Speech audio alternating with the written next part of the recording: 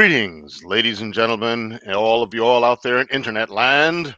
Thank you for joining us. And today we are speaking about curing things, medicine. Yes, MiSciFi goes deep into science. It's part of our Microdocs section. And this season, it's a bountiful set of content in science, real science. Okay, stuff that was once science fiction and is now reality. So, how does that play out at MiSciFi? Well, let me tell you. Typically, our very first session, which we call the family session, so bring the little toddlers, bring the little offspring, have them attend. We won't have any harsh words. But there we have not just cartoons, but we have little microdocs. And a microdoc is a documentary film or documentary content, science content, social science content, right? But it tends to be very short, 15 minutes, so less, somewhere around there, maybe a little more, maybe a little less. But it covers some very interesting things that you would like, not just for yourself to know, but for your kid to know. Because one day your kid's going to have to take your place. And with all of that, it'd be a good thing if they knew a thing or two about the future. See how it all the sci-fi and the science all fit together? It's a wonderful thing. And this time we're going to be having a quick conversation with Mr. Mr. Larry Zhang from John-Hopkins University via Shanghai, talking a little bit about his documentary film called Coding the Impossible. Let's bring him in. Are you here, Larry? Yes. Hey. How you doing? Hi. Hi, everybody. Good. Good. Good to see you. Good to see you. And Thank you you're in for having Shanghai me. at the moment, yeah? Right. Right. Right.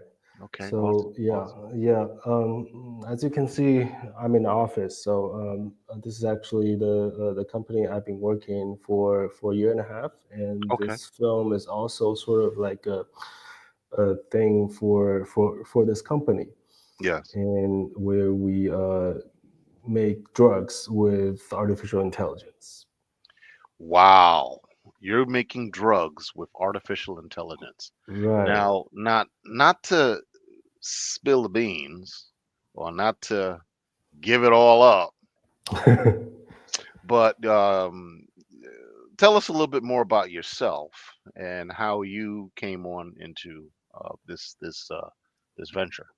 Okay, sure. Yeah, I think this is a pretty interesting story for a filmmaker because as I grew up and how I chose to make films, I wasn't really thinking about all the scientific stuff. Sure. Like I think like the art and literature and history are very important things for human being, and the Hmm. science are just a footnote. Sure. That's how I thought about this area before. Sure. Sure. So I started my career as a freelance director for about 5 years. Hmm. And during the pandemic, a lot of people lost their jobs, including the Yeah. freelancers, because the companies are cutting budgets. They do not make those big commercial anymore, Hmm. so they sort of switch to like the smaller productions, Hmm. Hmm. like those TikTok videos that you can see. Yeah. And I was really struggling financially, and so I started to ask around um, my friends who might have some have have something for me. And then one of my friend, he's actually worked on this documentary before. Like this company, Insilico Medicine, was their client. Hmm. But the collaboration sort of stopped because they think it didn't work. Okay. And so my friend, who's the owner of the production company, said, "Well, they need an in-house director slash editor to finish the last mile." Right. So I was brought into the project. That's how I get started. Right. Mhm. Okay. So, where exactly in China are you in? Are you in Shanghai or? Right, right. I And that's mean, where you're from? That's where you're from? yes, yes. Okay. Okay. Hmm. And can you so you were in Shanghai during the pandemic. I actually have a friend of my old friend of mine who's from Shanghai and was there during Okay. the pandemic, and man, this guy told me some stories. Um Yes, it is. he he was helping out, he was helping the state to make sure everybody got fed. Yes, it was a Because, very hard no one time. was if you remember, no one was allowed out. You were probably a real young kid back then. But no one was allowed out. You couldn't go outdoors, and Yeah. police and the military were keeping people in their homes. They would board lock everything up. It was madness what Hmm. was going on. But Hmm. only a select few people were allowed on the street in the public to aid and service what was going on. Yeah. And yeah, he Yeah. was telling me how he'd have to go carry food and make sure people got fed. Hmm. To keep things going, keep people from deliver medicines and things like that. Yes. Very, Yes. That very, was all true. very, yeah. Wow. Hmm. So I've never been to Shanghai. I've traveled to Beijing. I've been to Hmm. Tianjin. I've been to some of the remote parts. uh, Hmm. of the country. Beautiful place. Cuisine is awesome. I love the Yeah. bun. Coming from New York City, man, come on. I'm from New York, so I'm gonna like some wholesome Uh-huh. food, you know. Mm. And I was shocked to see Kung Pao chicken on the menu. Wait, you guys have that too? Really? I thought Chinese food was, anyway. But Uh-huh. so let's talk a little bit more about the methods that are used here. We're talking about data science, right? You're using AI to pick up um, various signatures. Basically, you're using AI to aid in the data science component, Yes. to aid in the multivariate Hmm. array analyses to find positives or negatives that could be associated with some sort of biological intervention. Am I correct, or would you explain further? Yeah, yeah.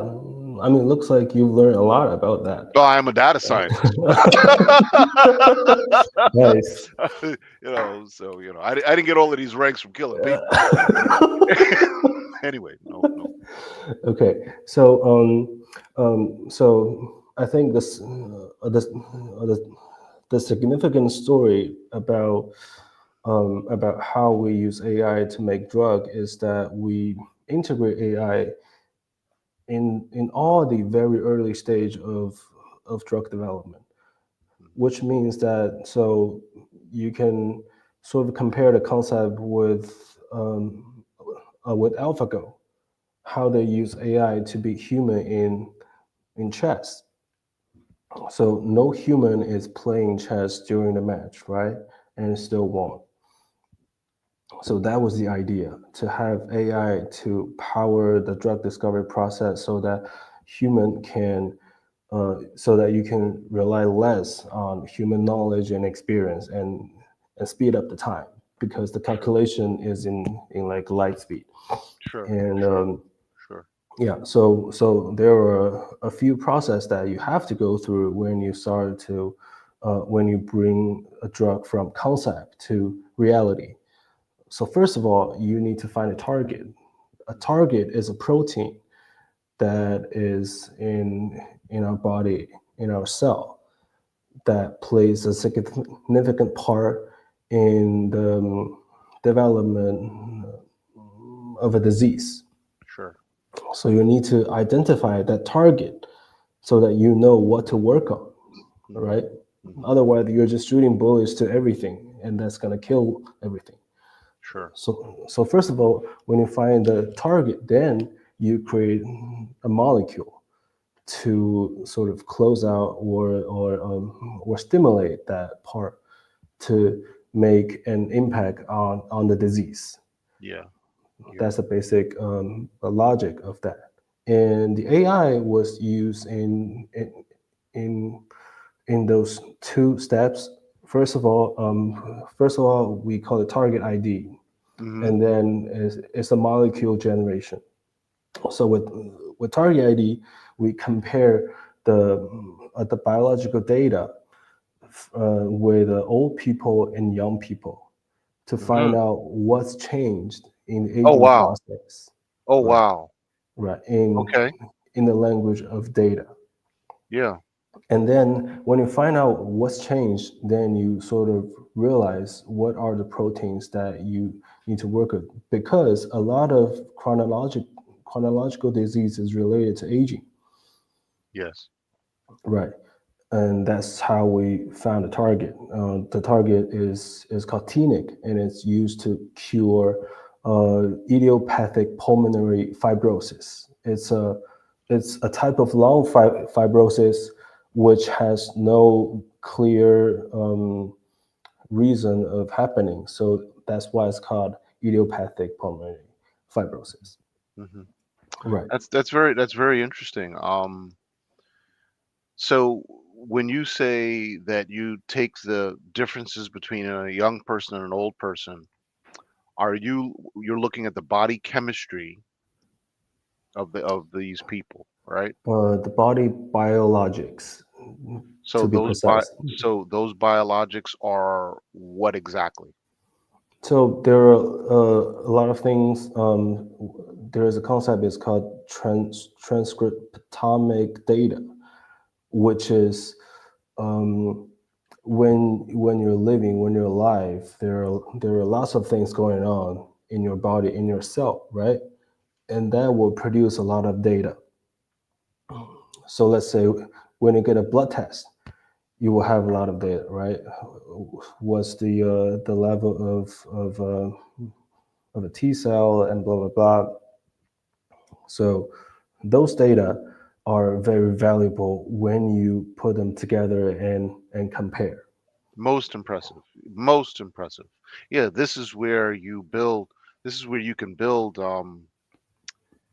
Folks, when we talk about a matrix, right?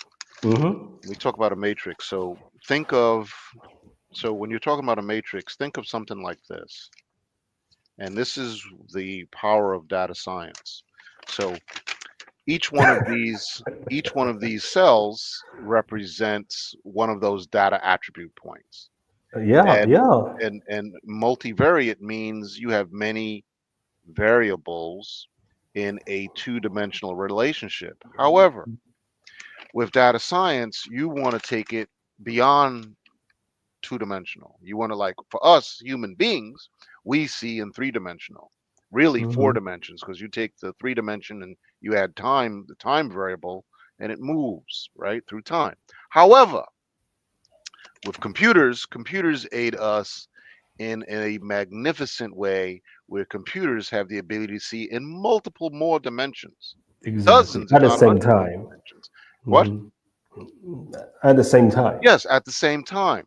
So they can so the benefit of data science in this type of application is where you can now have hundreds of dimensions that Hmm. you create this program to analyze and look for associations or disassociations Right. and these Wow. different weights Yeah. and biases, weights and Yeah. biases that help you understand what's working and what's not working, what's reacting and what's not reacting.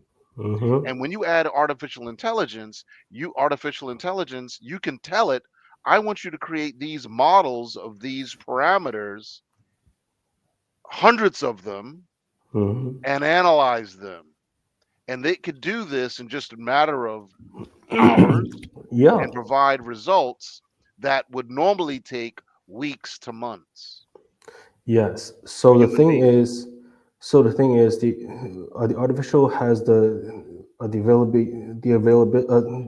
ability to learn maybe 1,000 times better than a Yes, human being, yes. and with the Faster, time, faster. yes, Yep. yes, and it's not just the data points. It's also like the papers that are being published that's related to that disease and to the target. So it also processed the words, like the verbal information, to make the whole thing relevant.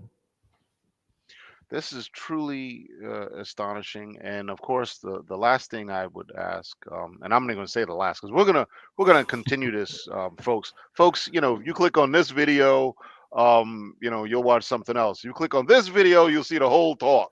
So, what we're gonna do, we're gonna definitely take this step further because we want to talk more about the application in this. So, Hmm. the next time we meet, which will be later on during the virtual festival, would you be able to join us during the virtual festival? Sure. Yeah. Yeah, Yeah. and By all we can sit means. down and have a nice Yule log fire chat and talk more, an hour or two and go into detail. And if you want to bring some friends, colleagues along, so we could, rattle their neurons Hmm. Hmm. and get more out of them, that'd be great. Without giving out all your intellectual property, we don't want to have the stock.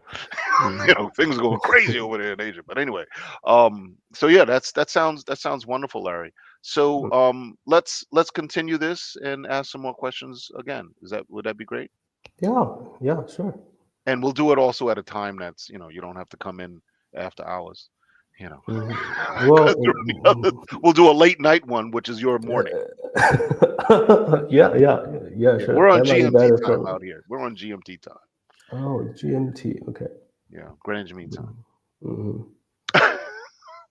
All right. Any other questions?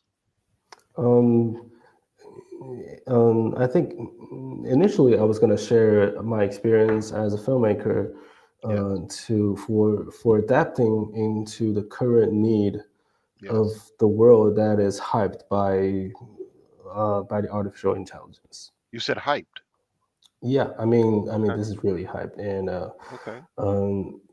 I think maybe only 1 or 2% of the company or the people who claim that they're able to do it actually delivers, Hmm. and there are actually a lot of human story behind those, Okay. and Okay. yeah, Okay. and it's either from the storytelling side how a person tells the story, Yes. or from the making side how the scientists make it happen. Right. Okay. Mhm. Okay. Yeah. Well, we definitely want to talk more. Of course, we're going to show more, and Hmm. what we'll do. Let's leave. We did you send me the video? Yes. Yeah. Yeah. Yeah. You can find it in the chat. I see it. One second. Hmm. So what we'll do is it's a direct download, of course. I should have downloaded it prior, right? That's all right. You can Oh, it's play not. it online. Yeah. Oh, it's easy, easy peasy, Hmm. easy peasy. One second. So what we're gonna do is we're going to show that.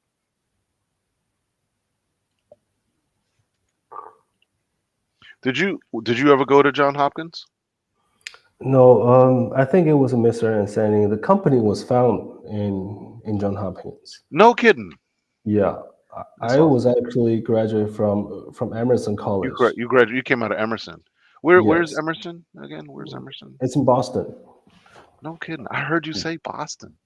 Yeah, Boston. Yeah, pack the cat.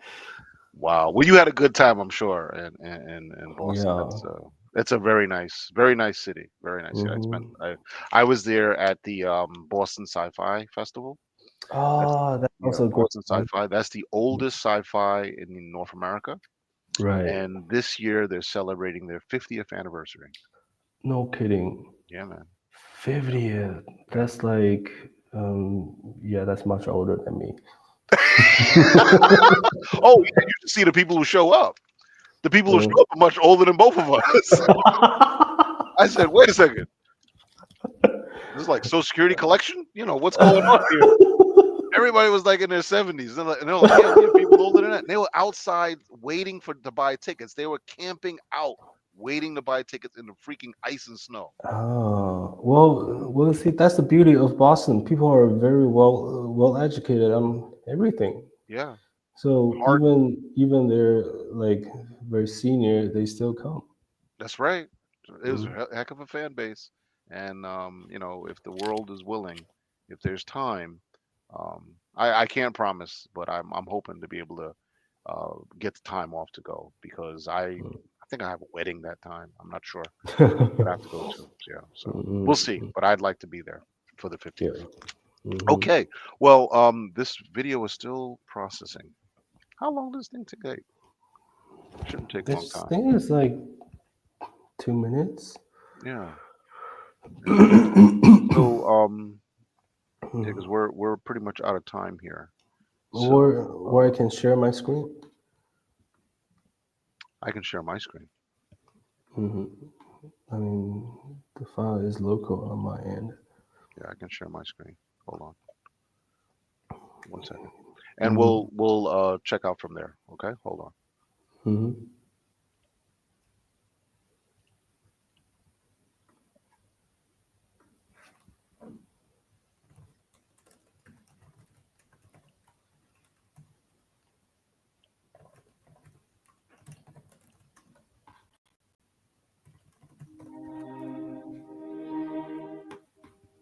I was probably around 6 years old. 1, 0. All engines running. And at that time, cosmonauts were very popular, so people wanted to go to space. That's one small step for man. Remember it very clearly. lie down on the grass and at night and just watch the stars. What would it take for me to get there? Like, I really want to see some of those planets very far, far away. So I realized that to even think about those adventures, I would first need to solve a much bigger problem, which is, how do we make people live longer? Turned out that deep learning are best trained on data coming from patients from multiple ages. So it can recognize those minute changes that transpire during aging.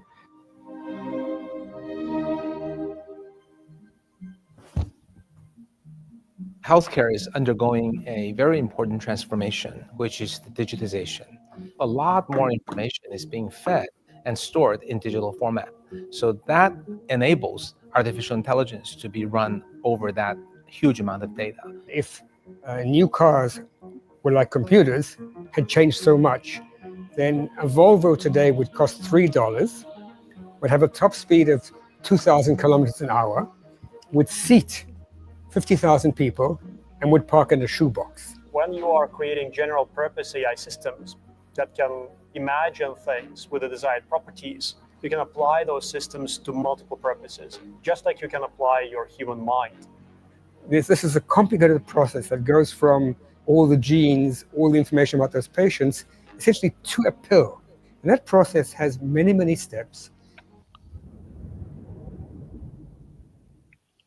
Wow. That's great. That's great. And Thank it's you. an awesome doc, folks. I encourage everyone to watch the doc. To be honest, I think um, it's playing in the virtual festival. Mhm. So that starts on I think January 21st. So it'll be playing for 2 weeks from January 21st to February 2nd. So we hope to see everybody there. And at the same time, you're coming back with us, Larry. You're going to join Yes. us again, and we're going to take this step further. Sure. Please have me. Awesome. Awesome. Mhm. So stand by, Larry. That's it, folks. We'll see you then. Thank you.